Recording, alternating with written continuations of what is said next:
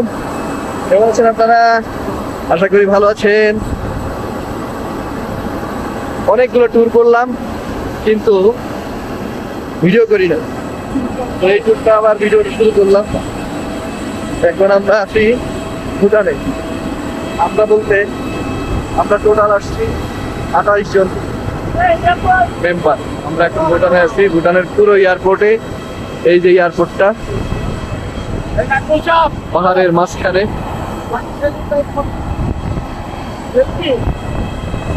এই যে আমাদের প্লেন, ভুটানের রাজকীয় প্লেন, একমাত্র প্লেন, ব্রুক এয়ারলাইন্স। আর এই হলো ভুটানের এয়ারপোর্টটা। খুবই সুন্দর, খুবই সুন্দর, সিম্পল, পরিপাটি। মজার বিষয় হলো এয়ারপোর্টটা টিনের ঘর। আমরা মজা করতেছি, পাহাড়ের মাঝখানে এয়ারপোর্টটা তৈরি করা হয়েছে।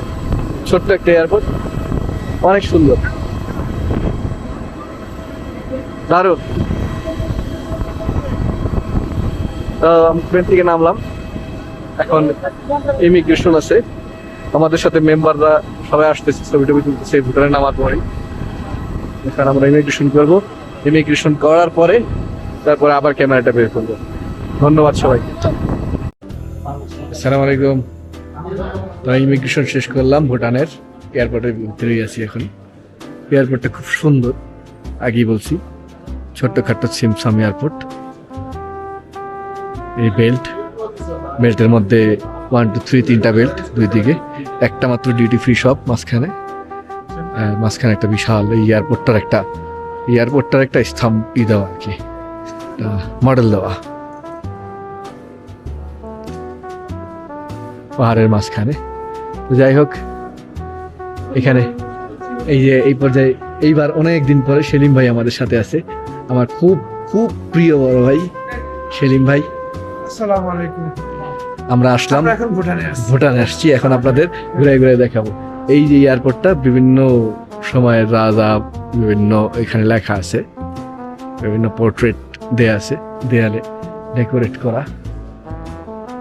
প্রত্যেকটা পোর্ট্রেটের একটা ডিসক্রিপশন দেওয়া আছে এখানে। যাক, যেটা বলতেছিলাম, আমাদের পার ডে এখানে পারমিশনের জন্য দিতে হয়েছে $15। $15 মানে 4 দিনের জন্য আমাদের দিতে হয়েছে $60। এখানে নিয়মই এটা, $60 দিয়ে পরে তারপর পাসপোর্ট রিটার্ন দিছে, এবং ওরা একটা কাগজে লেখা দিছে আমাদের 4 দিন পারমিট করা দিছে। 4 দিন আমরা থাকতে পারবো এখানে, 4 দিনের একটা পারমিশন দিছে। আমরা এখন বেরোচ্ছি, আমাদের লোকজন সব আসছে, একত্রিত হয়েছি, সবাই বেরোতে পারে। এই রিয়াদ ভাই আমাদের ট্যুর গাইড। আমরা সব এখন বেরোবো, আমাদের সামনে বাস আমাদের জন্য অপেক্ষা করতেছে। সামনে যাই, আর ভালো কিছু পাইলে অবশ্যই আপনাদের সাথে শেয়ার করবো। সাথে থাকুন, ধন্যবাদ। এখানে আমাদের লাঞ্চ ব্রেক দিচ্ছে। এই যে আমাদের স্টিকি রাইস, নুডলস, 2-3 রকম ভেজিটেবল, মাছ আছে আর ডাল। আলহামদুলিল্লাহ, খাবার সবগুলো টেস্ট।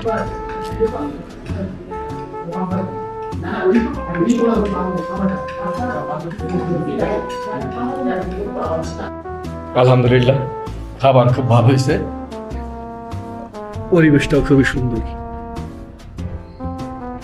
শুধু পাহাড় আর পাহাড়। হোটেলটাও খুব সুন্দর, সিমসাম। আমরা ছাড়া আর কোনো মেম্বার নাই দেখলাম হোটেলে, আর কোনো কাস্টমার নাই। দোতলায় এই করে পাহাড়ি শহরগুলো আসলে যেরকম হয়, সবগুলোর মধ্যে একটা একরকম ফ্লেভার থাকে। খুবই সুন্দর, ভালো লাগলো। এখানে আমাদের গন্তব্য, আবার আমরা বেরোবো। খাওয়া শেষ, সবাই গল্প টল্প করতেছে, পাহাড়ি গাছ।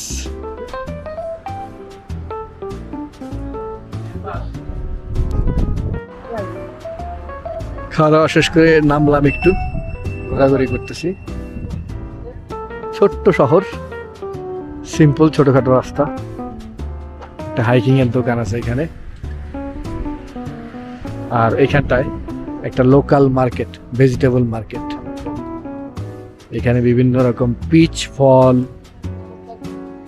চেরি, আলু, ভেজিটেবল অ্যান্ড ফ্রুটস। দারুণ তো।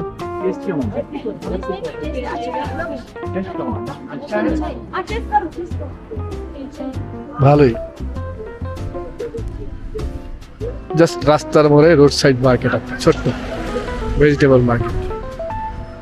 আমরা এখন এই দিকটা যাবো, পাহাড়ের মাঝখান দিয়ে। ওরে বাবা, বাচ্চা কাঁদতেছে। পাহাড়ি শহরগুলো যেরকম হয়, বেশিরভাগ শহরে একরকম,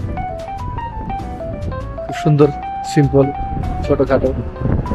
তো গাড়িগুলো দেখলাম অর্ধেক বেশি দেখলাম ইন্ডিয়ান গেট। এখানে ইন্ডিয়ান রুপি চলে, ভুটানি টাকা আছে, ভুটানি টাকার সাথে ইন্ডিয়ান রুপিও চলে। ইন্ডিয়ান রুপি লোকাল ডাইরেক্ট কেনা বেচা করা যায়। আমরা মার্কেটে একটু ঘুরে ঘুরে দেখি, এরপরে যাই কোথাও গেলে আপনাদের সাথে শেয়ার করব।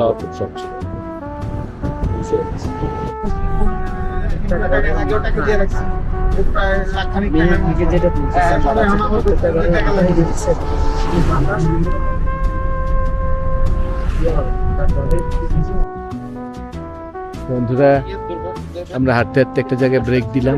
হাঁটতে হাঁটতে মানে কি, গাড়ি চলতে চলতে। এই যে জায়গাটা, এটা একটা শপিং প্লেস। এখানে কিছু মার্কেট প্লেস আছে, কিছু দোকানপাট আছে, চা কফি খাওয়ার জায়গা।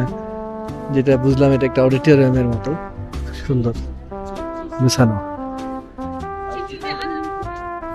বন্ধুরা, যেটা বলতেছিলাম, আমরা এখন আছি শহরে।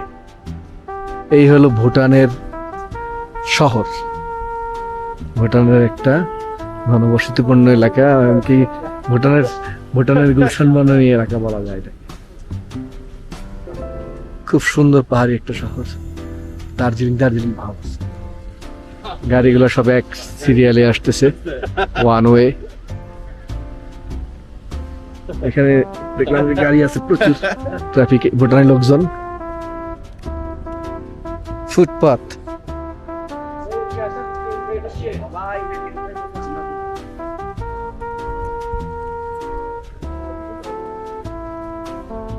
সিগন্যাল মানে ট্রাফিক সিগন্যাল খুব মানে। 2000 years later. শুভ সকাল, আজকে আরেকটা দিনের সূচনা। ভুটানে আজকে আমাদের দ্বিতীয় দিন। নাস্তার জন্য নামলাম নিচে, সে একই হোটেল, একই খাবার। ওই খাওয়া দাওয়া গুলা খুব ভালো হয়, আমাদের লোকজন ছাড়া আর কোনো লোক নাই। আজকেও ভালো ভালো আছে, চা স্টেশন, এগ স্টেশন, ফ্রুটস,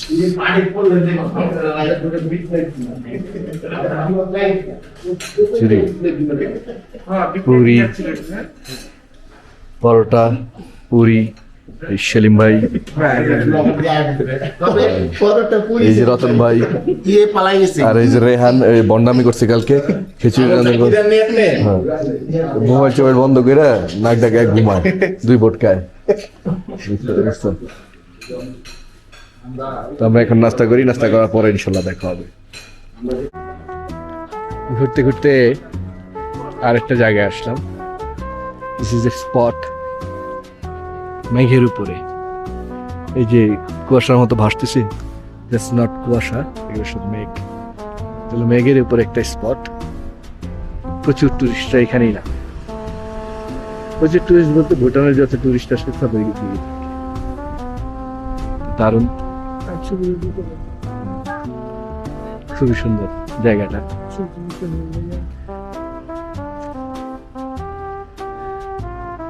এই যে মেঘ ভাসতেছে, উপর দিয়ে মেঘ ভাসতেছে।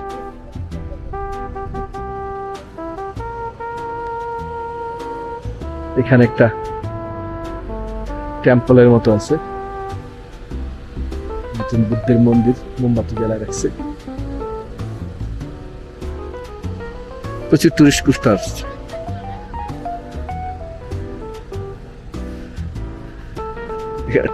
টেম্পল আকৃতির অনেক কিছু বানায় রাখছে। সুন্দর জায়গা। Excuse me. জায়গাটা আসলে অনেক সুন্দর। মেঘ একটু পর পর আসতেছে, একটু পর পর যাচ্ছে। একটা মায়াময় পরিবেশ, দারুণ।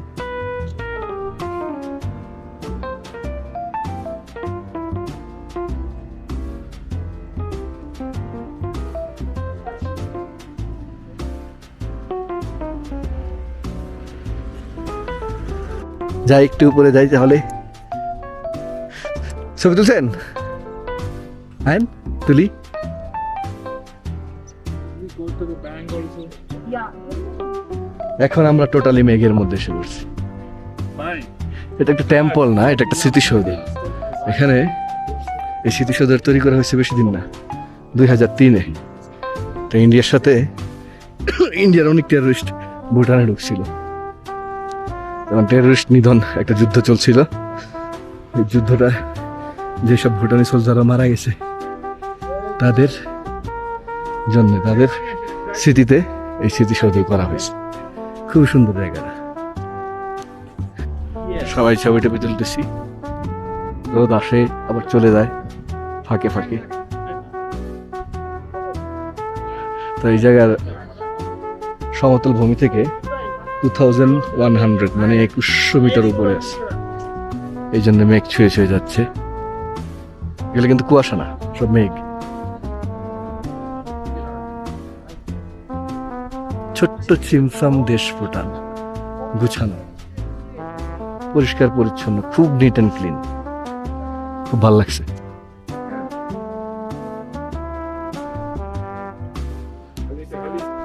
গুড আফটারনুন বন্ধুরা। আমি এমন একটা জায়গায় আসলাম এখন, এই সাইডটা ক্ষেত খামার, এই সাইডটা নদী। এই নদীটা চায়না থেকে আসছে, হিমালয় পর্বতের থেকে বরফ গলা নদী। এটা ইন্ডিয়া হয়ে বাংলাদেশে যায়, বাংলাদেশে গেলেই হয়ে যায় ব্রহ্মপুত্র নদী। তো যে জন্য ভিডিওটা বের করা, এইখানে আমরা দুপুরে লাঞ্চ করব। আমাদের সব ঠিকঠাক করা আছে, ইন্ডিয়ান টুরিস্ট আছে প্রচুর, আর আমরা এখানে আমরা লাঞ্চ করব। সেলিম ভাই কিছু বলতে চাই? না, সুন্দর একটা ই পাইছি, লোকেশন পাইছি। খাওয়া দাওয়াটা খুব ভালো হইলো এই পরিবেশে। ভুটানের খুব সুন্দর পরিবেশ। এই যে পাহাড়ের স্রোত, পানি নামতেছে, ঠান্ডা বরফ শীতল পানি, বরফ গলা পানি। খুবই সুন্দর, আল্লাহর কি সৃষ্টি, ন্যাচারাল।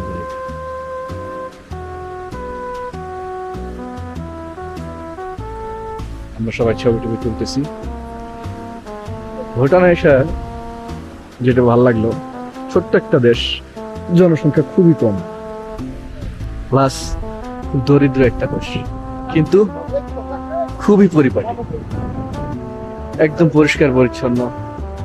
রাস্তায় স্মোকিং করা যায় না, যে কোনো জায়গায় নিষেধ আছে। তারপর আবার রেস্ট্রিক্টেড, অনেক রেস্ট্রিক্টেড, ময়লা ফেলা যায় না। চুইংগাম কিংবা চিপস খেলে কাগজটা নির্দিষ্ট জায়গায় ফেলতে হয়। খুবই সুন্দর নিয়ম কানুন মেনটেন করে ওরা। খাবারগুলো অনেক ভালো।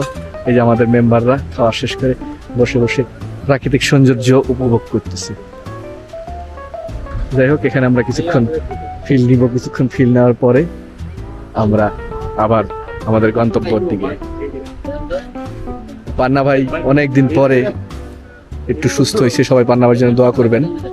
এখন ফ্রেন্ডস, আমরা এখন আজকের ডেস্টিনেশনে আসলাম। এটা আমাদের হোটেলটা, পাহাড়ের ঢালে। এই যে দিকটা নদী, আমরা এই উপর থেকে আসছি। আর আমরা এখন আমাদের রুমের দিকে যাচ্ছি। খুব সুন্দর গুছানো পাহাড়ি একটা হোটেল।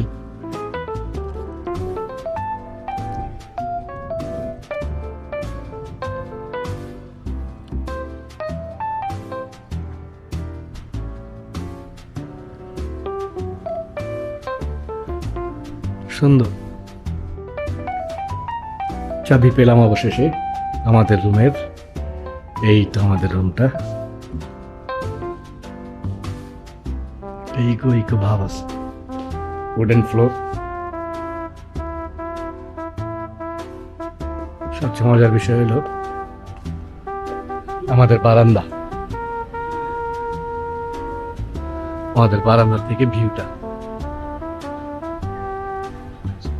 একদম natural view.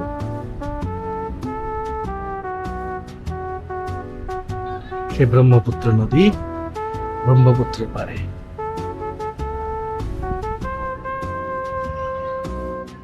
The next day. শুভ সকাল বন্ধুরা। আজকে আমাদের দ্বিতীয় দিন শেষ করে তৃতীয় দিনে পড়ল। সকালবেলা আমাদের হোটেল রুমের ভিউটা সেই রকম, পোনাকা থেকে অন্যরকম এক অনুভূতি, দারুণ একটা স্পেস। যাই হোক, এখানে বেশি সময় নষ্ট করব না, নিচে যাই। ব্রেকফাস্ট দিচ্ছে, নাস্তা করব, একটু পরে আবার দেখা হবে। আমরা ব্রেকফাস্ট শেষ করে উপরে আসলাম, লাগেজ টাগেজ গোছানো শেষ। এখন রওনা দিচ্ছি অন্য একটা শহরে। পুনাকা শহর আজকের মতো, এইবারের মতো এখানেই শেষ। একটা ইনফরমেশন দেই, এই যে শহরটা জনবসতি দেখা যাচ্ছে, এইখানে সমতল, পুরো সিটির এইখানটাই সমতল, আর জনবসতির জন্য এখানটাই গড়ে তুলছে একটা সিটি জনবসতি। এখানে প্রায় 8,000 মানুষ থাকে, 8,000 পরিবার এখানটায় থাকে। তার পরিবার না, সরি এবার বলেছি, আদর্শ শহরের যে 8,000 মানুষ আছে এখানে। এই হলো শহরের মানুষ, খুবই কম মানুষজন। এখানে একটা জিনিস ভালো লাগলো, ভুটানিরা ওরা খুব ক্রাউড পছন্দ করে, হইচই পছন্দ করে না, লাক্সারি পছন্দ করে। ওরা ওদের মতো শান্তিপ্রিয় দেশ, ওদের মতোই ওরা হ্যাপি। সোজা কথা বলা যায়, বিশ্বের মধ্যে একটা হ্যাপি কান্ট্রি। ওরা অল্পতেই হ্যাপি। খুবই ভালো লাগলো। ভুটান ঘুরতে আসাটা আসলে আগে আমাদের খুব টাফ ছিল। বাংলাদেশি মানুষের জন্য আগে পার ডে ট্রাভেল ট্যাক্স ছিল $200, $200। সেটা কমাইতে কমাইতে এখন নিয়ে আসছে $15। আমরা এখন এই 4 দিন থাকলাম, 4 দিনের জন্য প্রতি পার ডে $15 করে দেওয়ার পরে আমাদের কোনো ভিসা লাগে না, আমরা সার্ভিস দেশ, ওরা এটা খুব মানে। তা আমাদের এটা অনারেবল ভিসা দিছে 4 দিনের জন্য, এবং একটা সার্টিফিকেট দিয়ে দিচ্ছে এয়ারপোর্ট থেকে। ছোট্ট সিম্পল সিমসাম, খুব ছোট একটা দেশ, সম্পূর্ণ নেচারে ভরা। অ্যামিউজমেন্ট পার্ক টার্ক ওই জাতীয় কিছু নাই, টোটালি একটা ন্যাচারাল দেশ। ফ্যামিলি নিয়ে ঘুরতে আসার জন্য খুব সুন্দর, খাওয়া দাওয়া ভালো। এখন আমরা অন্য একটা শহর পারোর দিকে রওনা দেব একটু পরে। মোটামুটি আমরা সবাই রেডি, বাকি যা রেডি হচ্ছে, রেডি হলেই চলে যাব। ধন্যবাদ সবাইকে, আবার দেখা হবে পারোতে গিয়ে, কিংবা মাঝখানে যদি ব্রেক দিই। Hours later. শুভ বিকাল। আমরা এখন পারো শহরে। এই শহরটার নাম পারো, খুব ছোট্ট সিমচাম একটা পাহাড়ি শহর দেখা যাচ্ছে। এখানে ভুটানের ক্রাফটিং শপ, ট্র্যাডিশনাল শপ, বিভিন্ন রকম শপ। এখানে শপ স্টপিস, এই ধরনের জিনিস বিক্রি হয়। এখানে কফি শপ,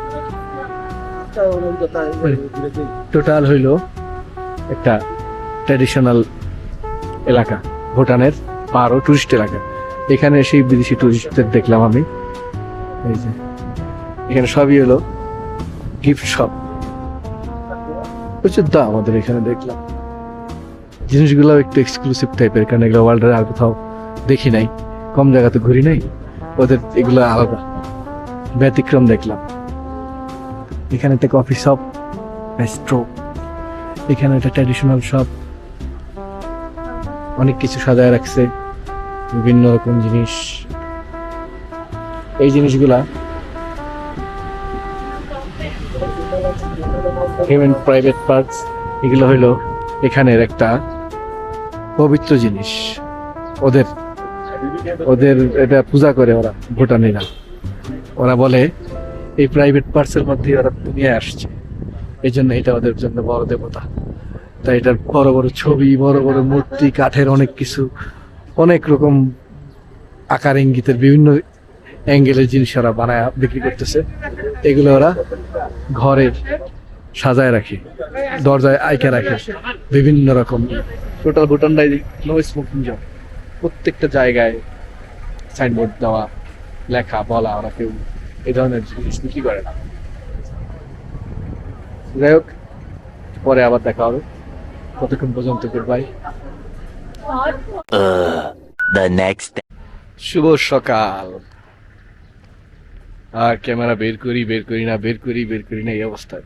যাই হোক, ক্যামেরার বিষয়ে বেশি একটা কনসেন্ট্রেশন দেই না, কারণ ঘুরতেছি ফিরতেছি, খাইতেছি যেতেছি, গল্প গুজব করতেছি, এসব নিয়েই ব্যস্ত।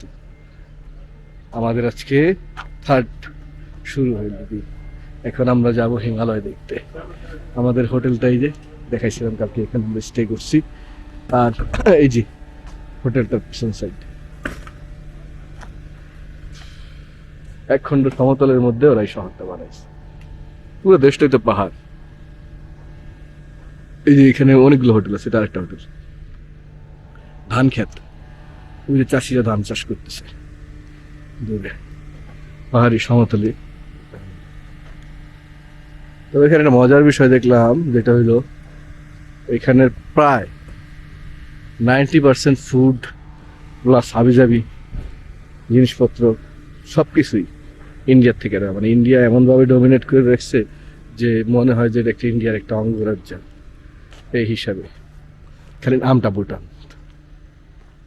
এখানে ইন্ডিয়ান টাকা চলে, মানে নর্মাল এইভাবেই। আর রুপির দামও ইন্ডিয়ান রুপির মতোই সমানই। আর সবচেয়ে কষ্ট লাগলো যেটা, এখানে কোনো কার্ড টার্ড হাবিজাবি কিছু চলে না, শুধু টাকা, ক্যাশ পেমেন্ট। একদম ছোট্ট শহর, একদম সিম্পল সিমসাম। এই যে আমাদের পোস্টার আসছে, ড্রাইভার আসছে, 2টা গাড়ি আসছে। এখন আমাদের এখানে আমরা ব্রেকফাস্ট করছি আর এদিকে বেরোবো। যাই হোক, আমাদের প্রায় লোকজন আসতেছে, সবাই নামতেছে। এখন আমরা যাবো একটা স্পটে, অনেক উপরে, মাটি থেকে 4000 মিটার উপরে। তো ওদের সবচেয়ে উপরে হাইল্যান্ডের সমতল জায়গা, এখানে সবচেয়ে উপরে গাড়ি চলে, ভাবছে মানে যে অবস্থা। ঠিক আছে, যাই ওইখানে দেখা। আরেকটা জিনিস দেখাচ্ছে, একটা মজার জিনিস দেখাই, ভালো লাগলো জিনিসটা দেখে। যে ড্রেন, এটা কিন্তু ড্রেনের পানি না, ঝিরির পানি, পাহাড় থেকে নামতেছে সরাসরি ফোর্সে। খুব পরিষ্কার পানি, ড্রেনের মতো করে দিছে, একবারে নিচে চলে যেতেছে। উপরে পাহাড় থেকে পানিটা আসতেছে। হিমালয় বরফ গলা পানি। ঠিক আছে, তাহলে যাই, ওই জায়গাটা যাই। যাওয়ার পরে আপনাদের সাথে আবার শেয়ার করবো, দেখি কি দেখানো যায়। ওকে, ধন্যবাদ সবাইকে। ফ্রেন্ডস, আমরা ঘুরতে ঘুরতে একটা জায়গায় আসলাম, ব্রেক দিলাম এয়ারপোর্টের ভিউ দেখার জন্য।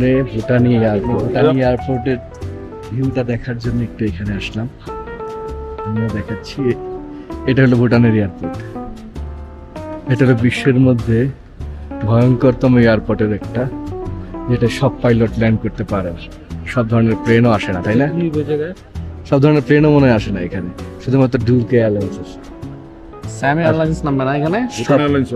ভুটান এয়ারলাইন্স আসে না। আর সব প্লেন, এই সব পাইলট এখানে ল্যান্ড করতে পারে না। প্লেন, পাহাড় একদিকে, পাশে নদী, চিকন রাস্তা।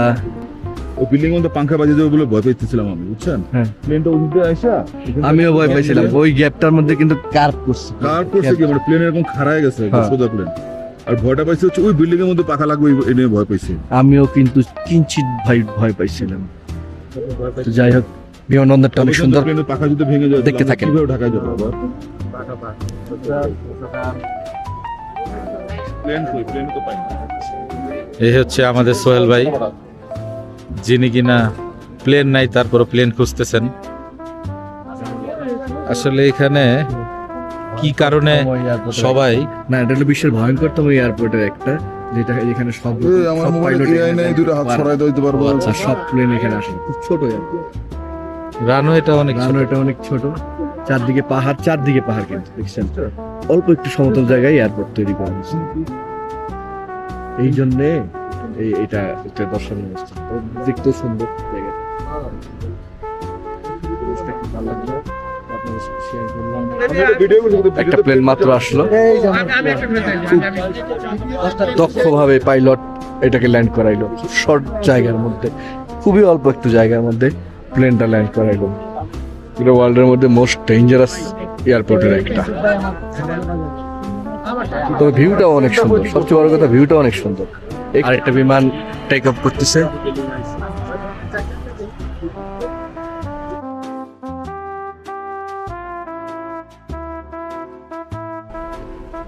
ওয়েলকাম টু দঙ্গা। এটা হলো সি লেভেল থেকে 3088 মিটার উপরে, মানে 12,000 ফিট উপরে। সি লেভেল থেকে 12,000 ফিট উপরে। এখানটায় একটা টুরিস্ট প্লেস, ভিউ পয়েন্ট। এখানটায় অনেক গাড়ি দাঁড়ায়। নিচ থেকে আসলো, এখানে 40 মিনিট সময় দেওয়া হয়েছে। মানুষ যারা ওই টাওয়ারে ওঠে, ওইখানেও উঠে ভিউ দেখার জন্য। সুন্দর ভিউ সব দিকে। আমরাও একটু দেখি কি আছে এখানে। এখানে ঠিক তিব্বতের মতো একটা শপও দেখলাম, লোকাল হ্যান্ডিক্রাফট জিনিস বিক্রি করতেছে। ইয়াকের টুপি, উলের টুপি, সোয়েটার, উল সবকিছুই আছে। ভালোই জায়গাটা, এটা একটা ভালো একটা সুন্দর একটা ভিউ পয়েন্ট। Hello, high. ওই দিকটা আবার একটা ফাস্টফুডের দোকান আছে, সেইখানে চা, নুডলস, এখানে রেদওয়ান ভাই সবকিছুই পায়। ওরা খালি ছবি তুলতেছে, ছবি তোলার জন্য এখানে আসা, ভিউ পয়েন্ট ভিউ দেখার জন্য। খুব ভালো লাগলো।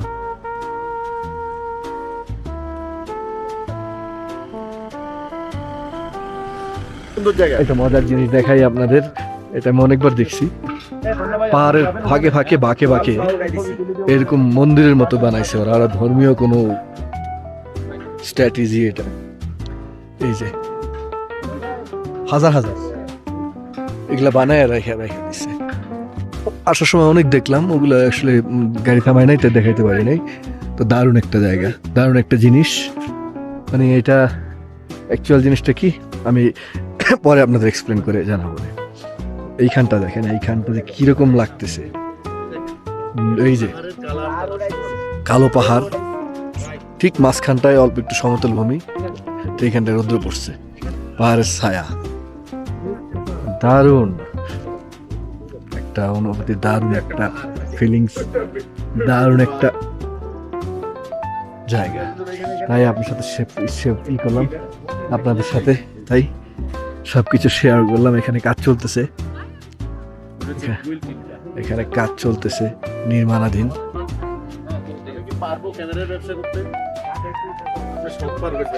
বন্ধুরা, যেটা বলতেছিলাম, আমি পাহাড়ের মাঝখানে এই জিনিসগুলো দেখছি বিভিন্ন জায়গায়। এই জিনিসগুলো, এটা একটা ধর্মীয় ট্র্যাডিশন ওদের, ভুটানিদের। পাহাড়ের ফাঁকে এগুলো বাসায় দেয়, শয়ে হাজারে জায়গা অনুযায়ী, পাহাড়ের ভাঁজ অনুযায়ী। মাঝখানে অনেকবার দেখছি, অনেক বাঁকে গাড়ি চলতেছিল, তো নামতে পারিনি। মেবি এগুলো মাটির তৈরি। হ্যাঁ, মাটির তৈরি। এগুলো হলো মাটির তৈরি। অ্যাকচুয়াল জিনিসটা কি আমি এখনো জানি না, আমি জানলে অবশ্যই আপনাদের জানাচ্ছি ইনফরমেশনটা। আর জায়গাটার কথা তো বলার প্রয়োজন নাই, ভিউটা তো সেই ভিউ, একদম ন্যাচারাল। অক্সিজেন লেভেল খুব কমে আসতেছে আমাদের। আমরা এখন আস্তে আস্তে গাড়ির দিকে ব্যাক করব। অনেক উপরে তো, প্রায় 12,000 ফিট মাটি থেকে 3-4 মিটার। তো এই জিনিসগুলো আমার খুব ভালো লাগে, মেঘের ছায়া, পাহাড়, মেঘ, ন্যাচারাল বিউটি। ওই দিকটা মেঘ, সুন্দর বিউটিফুল ভুটান। খুব ভালো লাগলো এই জায়গাটা এসে।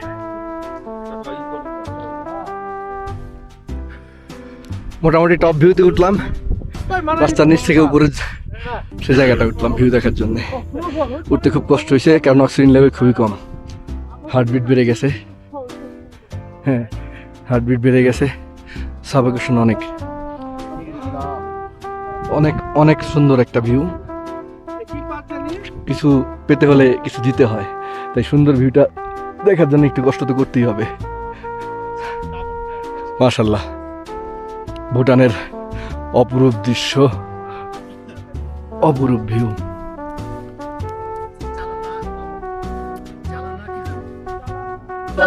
আজকে আমাদের শেষ দিন, মানে শেষ রাত ভুটানে, তাই আমাদের সৌজন্যে একটা কালচারাল প্রোগ্রামের আয়োজন করা হয়েছে। Local cultural programme.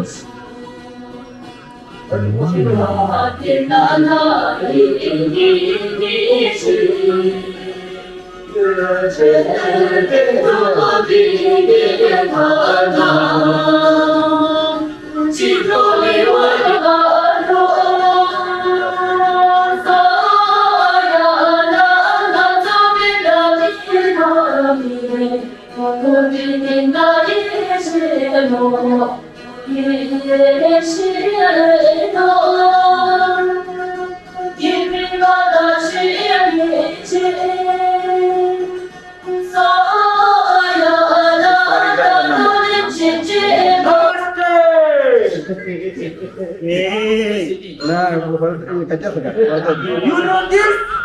Yeah. Oh, you have seen, I have seen.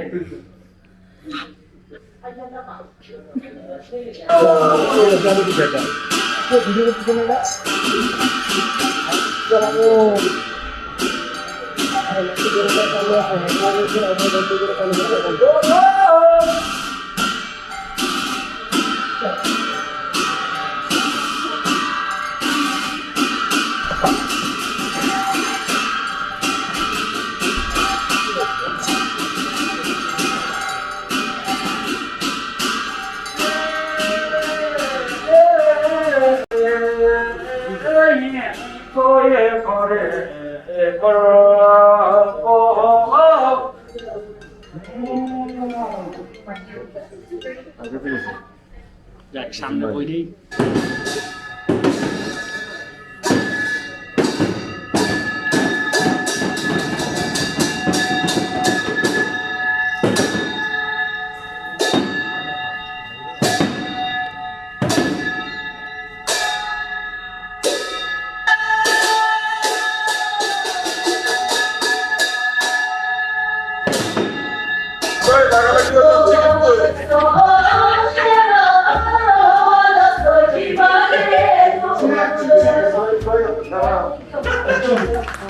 তালে তালে জোরে তালে জোরে তালে জোরে তালে জোরে তালে।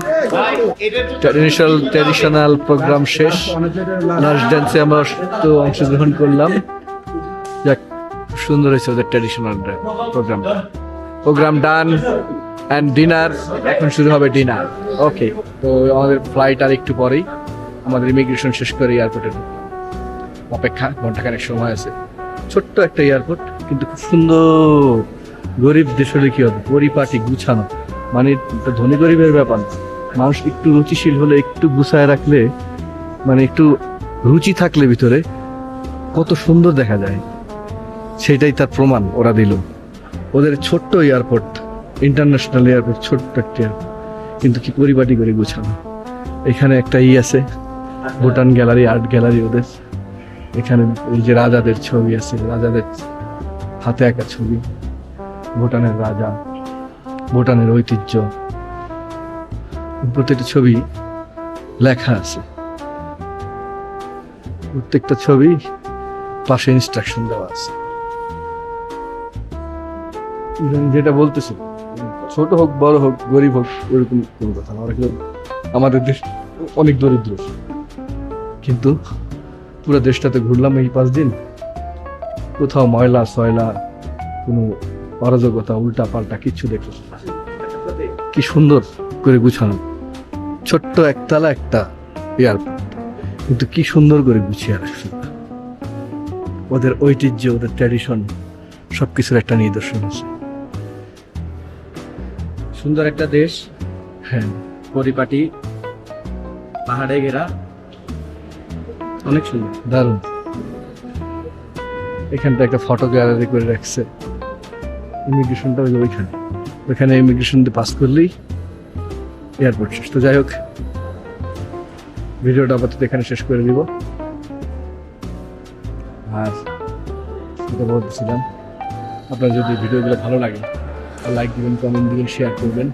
অবশ্যই নেক্সটে কি ভিডিও আসবে জানি না, যে কোনো সময় আসবে, একটু সময় নেবে, কারণ এখন আমি ওইভাবে করি না। এখানে কিছু ডিউটি ফ্রি শপ আছে, কার্ড শপটা গতানুগতিক এয়ারপোর্টে যাওয়া হয়। তবে ওদের এয়ারপোর্টটা আমার খুবই ভালো লাগছে, ছোটোখাটোর মধ্যে খুবই সুন্দর। তো আপাতত এখানে বিদায় নিচ্ছি ভুটান থেকে। এখন প্লেনের জন্য অপেক্ষা করছি, প্লেনে উঠলেই চলে যাবো দেশে। চলে যাচ্ছি, আপনারা ভালো থাকবেন, সুস্থ থাকবেন। Thanks for watching, bye bye.